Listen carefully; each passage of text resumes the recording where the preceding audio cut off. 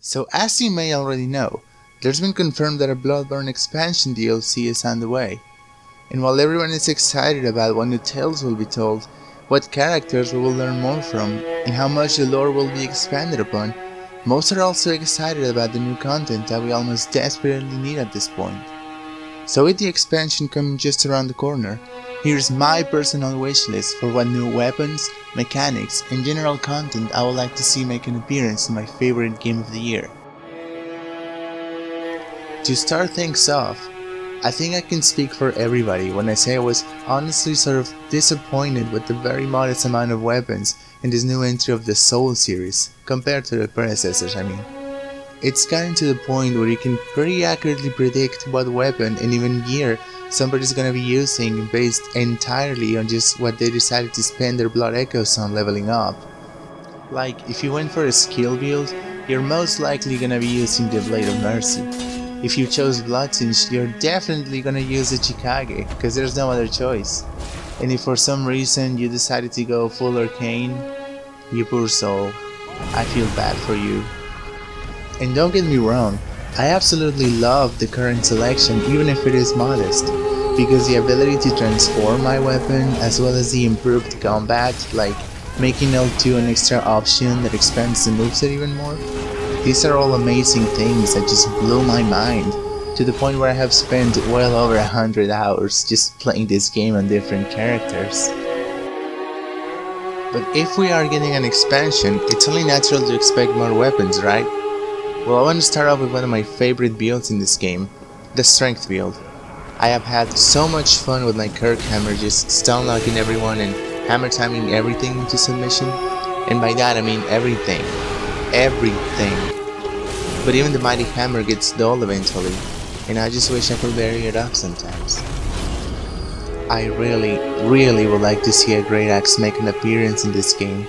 I know we already have the Hunter Axe, but it transforms into a halberd, and who really likes halberds that much? Imagine, you have a regular hand axe, a copy-paste of the Hunter Axe one-handed form even, and that it transforms into a huge hulking Great Axe that staggers just as good or even better than the Kirk hammer. Make it a purely physical attack weapon so I'm still able to buff it with fire or bolt. Have the two-handed mode attack in horizontal swings as opposed to the Kirk hammer's vertical ones. Have the two-handed charge R2 send enemies flying like the Burial Blade does, and you can even have it launch enemies upward like the Demon Great Axe did in Dark Souls. And Jesus Christ, you may have just created my new favorite weapon in the game, period. And I know the Holy Blade can do most of the things I just mentioned, but I want a Great Axe that hits harder even if it is slower, and that stun looks just as good or even better than the Kirk hammer does. I also am aware of the Wield and the Detonators, but they are very shady, complicated weapons that are more or less better suited to an arcane build, so no thanks. Now let's move on to the skill builds. These guys have the largest weapon variety in the game, having access to the Blade of Mercy, the Burial Blade, the Rider Pelage, the Cain, the Saw Spear, you name it. And I think that's mostly because they don't really have anything else to complement it. They don't have strong firearms like a Bloodtinge build, non-effective use of hunter tools, they can't use the cannon, so really the left hand is used purely for parrying, which is actually great because a pure skill build's visceral attack will ruin your day, I promise you.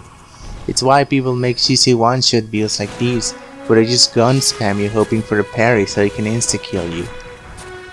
Not today, son.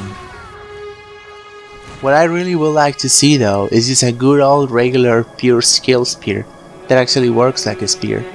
I know the rifle spear is in the game, but it honestly kinda sucks in my opinion. Only the shorter one-handed form has quick thrust attacks, and the longer form that has more range and will be so much more effective uses awkward slashing attacks instead? Really? I'm pretty sure that's not the best way to use a spear. The gun factor doesn't make up for it, especially since you can't be cheesy and bump up the damage for arcane gems anymore. What if we had a rapier spear? It will work exactly as you expected while being buffable, and it will be gorgeous. Or have it be not buffable, it doesn't matter, as long as the two-handed form is still a quick poke attack spear with good range. Bloodborne is the perfect game for this sort of weapon, since we cannot use shields anymore, so range is very important. And also, a spear combined with the new quick step dodge system will be deadly, and also very helpful to fashion Souls builds. Ornstein cosplay anyone? Also please make throwing knives stronger and deal more damage. Skill builds are pretty useless right now when it comes to ranged attacks. Everybody else has cannons and Evelyns and magical spells, but skill builds just have to stick to dashing and R1 spamming their Blade of Mercy to close in on their opponents since they can't fight back when the fight goes ranged. Now Bloodtinge. Oh Bloodtinge, my beautiful torment. You're a Bloodtinge build, yay! You have one weapon you can use. Come on. We need a whip. I'm thinking a Bloodtinge whip, similar to the Notch whip from Dark Souls, will be such a cool addition. Imagine it works similar to the Chikage, in which the user spreads its blood all over it, and it deals high blood damage like the Chikage. Bloodborne again is such a great game that can feature this weapon, since there's no shields or heavy metal armor like in Dark Souls, which means whips will do some nasty damage to someone else on PvP, while having range and just being a generally good weapon for PvE also. And since the parrying system is different in Bloodborne, you still will be able to parry a whip unlike in Dark Souls, which means it will not be overpowered, right? Arcane builds have literally not one single dedicated weapon to them. It's the one build I haven't tried yet just because of how tedious and annoying it sounds to create it. But I've seen them use weapons like the Threaded Cane and the Holy Blade, which means they're really just borrowing stuff from other classes. And they can even make their weapons viable unless they get some really good arcane gems, which is something else I got upset about. It's difficult enough to venture into the hardest cursed dungeons to get a good physical damage gem, but if you want arcane gems, doubly so. Arcane builds need a weapon for themselves the most, and I have an idea for the perfect choice. Have you seen the weapon in Martyr Logaris' hand? The left one? Yeah. Oh yeah, baby. Demon Souls is calling. How cool will it be to wield that cool Northern Regalia-like weapon? And obviously it has arcane power since it is what he uses to spawn that red rain of arcane assholiness that wrecks you every time. If that was a choice in the game, I would have created my arcane build long ago. Imagine, the normal mode is just a regular sword with regular strings, but when you transform it, it adds a buff similar to the Wield, and it lets you fire arcane spells with either R2 or L2 or both. And the magic is red like Logaris' magic, and it either decreases your HP like the Wield, or it consumes bullets like the Hunter tools to fire spells. It doesn't matter because Demon Souls, and a cool as balls pure arcane weapon. You can even have its damage be linked to insight, similar to the original Dark Souls, where maybe if you have more insight, the sword becomes more powerful. It will be my second favorite weapon in the game. One of the things I like to be tweaked is please make the cannon only consume 10 bullets again. It is by far the most expensive weapon to use, and the damage isn't even very significant. A bone-ash cannon versus a bone-ash repeating pistol has an almost insignificant difference in damage, while the cost difference is huge. Another thing that I think needs to be looked at is chalice dungeons. Give us an incentive to create our own root dungeons, because at this point everybody just goes to the same dungeons to get what they want.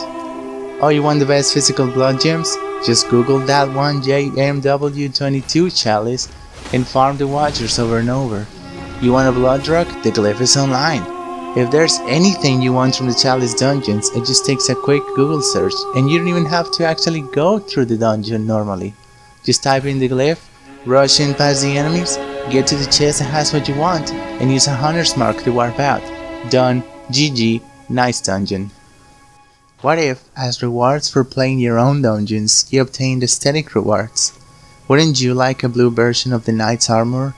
The ability to make your Kirk hammer or Holy Blade blue or red or freaking pink? There's already plenty of fashion souls in this game, especially since there's no real weight limit for your character, so you can dress up however you want. So why not go all out and let us have that? I like to see people in different versions of the doll set, the honor set, etc. Just keep the stats exactly the same and just have it look different. It's enough to make most people venture out and search to make their character look different from the bunch. That's pretty much all I can think of right now. Let me know in the comments what else you would like to see, or if you agree or disagree with me. Thanks for watching.